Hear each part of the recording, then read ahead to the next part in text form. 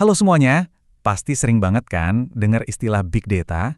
Kedengarannya kayak sesuatu yang rumit, teknis banget, tapi percaya deh, ini adalah kekuatan super yang diam-diam ngebentuk hidup kita setiap hari. Yuk kita kupas tuntas bareng-bareng, apa sih sebetulnya big data itu dan kenapa ini penting banget buat kita tahu? Pernah nggak sih, kamu lagi buka aplikasi belanja online, terus ngerasa, kok kayaknya aplikasi ini bisa baca pikiran ya? Baru kemarin lihat-lihat sepatu lari, hari ini semua iklan isinya sepatu lari.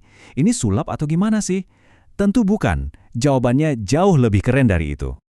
Yap, bener banget. Jawabannya adalah big data. Inilah otak jenius di balik semua rekomendasi produk dan iklan yang seolah-olah ngikutin kita kemanapun kita pergi di dunia maya. Jadi, apa sih big data itu? Coba bayangin, ini tuh kayak tsunami informasi. Datanya banyak banget, datangnya super ngebut, dan bentuknya macam-macam. Kalau kamu coba iseng buka data ini pakai Excel biasa di laptop, wah, dijamin laptopnya langsung nge-freeze. Makanya, kita butuh teknologi khusus buat menaklukkannya. Lalu, data seabrek ini datangnya dari mana coba? Jawabannya mungkin bakal bikin kaget. Soalnya, sumber utamanya itu ya kita sendiri. Setiap hari, setiap jam, bahkan setiap detik. Coba deh ingat-ingat aktivitas kita hari ini. Upload stories di Instagram, check out keranjang belanja, pesen ojek online, bahkan smartwatch yang ngukur detak jantung kita, semua ninggalin jejak digital. Nah, jejak-jejak inilah yang terus-menerus ngalir dan ngebentuk lautan data raksasa yang kita sebut big data. Nah, biar gampang ngertinya, para ahli data tuh punya semacam resep rahasia buat ngebedah big data. Namanya konsep 5V. 5 karakteristik ini ibarat DNA yang ngebuat big data jadi beda dari data biasa. Penasaran kan apa aja? Yuk kita bongkar satu persatu. Oke, ini dia kelima V-nya. Pertama, volume. Ini soal ukurannya, yang gila-gilaan. Bukan lagi gigabyte, tapi bisa terabyte, bahkan petabyte. Kedua, velocity alias kecepatannya. Datanya masuk terus-menerus real time, kayak air terjun yang nggak pernah berhenti. Ketiga, variety. Artinya datanya beragam banget. Bukan cuma angka, tapi juga foto, video, suara, sampai postingan media sosial. Terus ada veracity, ini krusial banget. Artinya datanya harus akurat dan bisa dipercaya. Soalnya data sampah, ya hasilnya bakal sampah juga. Dan yang paling penting, value. Percuma punya data segunung kalau kita nggak bisa nemuin harta karun atau wawasan berharga di dalamnya. Oke, jadi kita punya banjir data ini. Pertanyaan berikutnya, gimana cara kita menjinakkan tsunami informasi ini dan mengubahnya jadi sesuatu yang berguna? Tentunya ada proses canggih di baliknya. Ini ibarat mengubah batu mentah jadi berlian yang berkilau. Prosesnya itu sistematis banget loh. Pertama, data dikumpulkan dari semua sumber tadi. Lalu, data raksasa ini butuh gudang khusus buat disimpan. Nah, data mentah ini kan biasanya kotor ya, jadi harus dibersihkan dan diproses dulu biar rapi.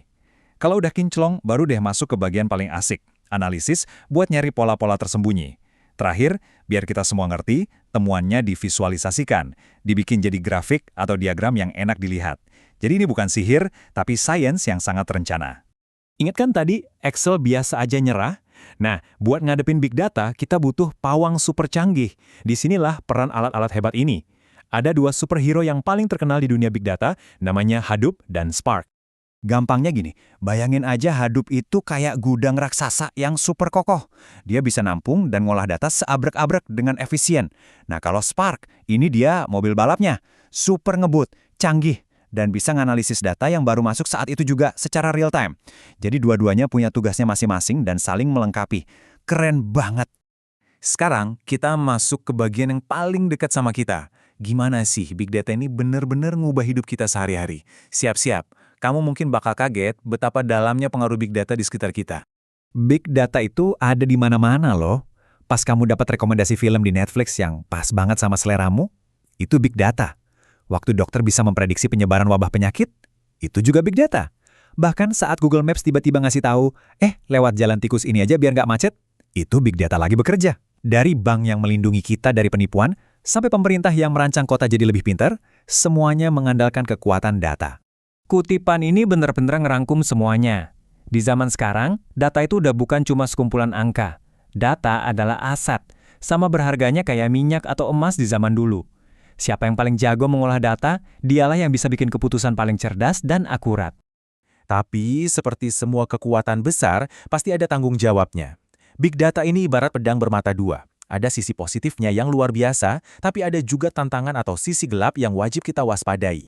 Dan seperti yang bisa kita lihat, tantangan terbesarnya adalah soal keamanan dan privasi. Coba deh kita pikirin bareng-bareng. Data pribadi kita itu sebenarnya aman nggak sih? Siapa yang ngontrol? Dan dipakai buat apa aja? Ini pertanyaan yang penting banget. Belum lagi ngomongin biayanya yang selangit buat membangun infrastrukturnya, plus nyari orang yang jago data itu susah banget. Jadi, kita udah lihat betapa dahsyatnya kekuatan big data. Dia bisa memprediksi apa yang bakal kita beli, rute tercepat ke kantor, bahkan membantu menyelamatkan nyawa. Sekarang, pertanyaan besarnya untuk kita renungkan. Dengan kekuatan sebesar ini, kira-kira masalah besar apa lagi yang seharusnya kita pecahkan bersama? Mungkinkah kita pakai ini untuk memprediksi bencana alam? Atau menemukan obat untuk penyakit mematikan? Masa depan ada di data, dan ada di tangan kita yang menggunakannya. Terima kasih sudah menyimak.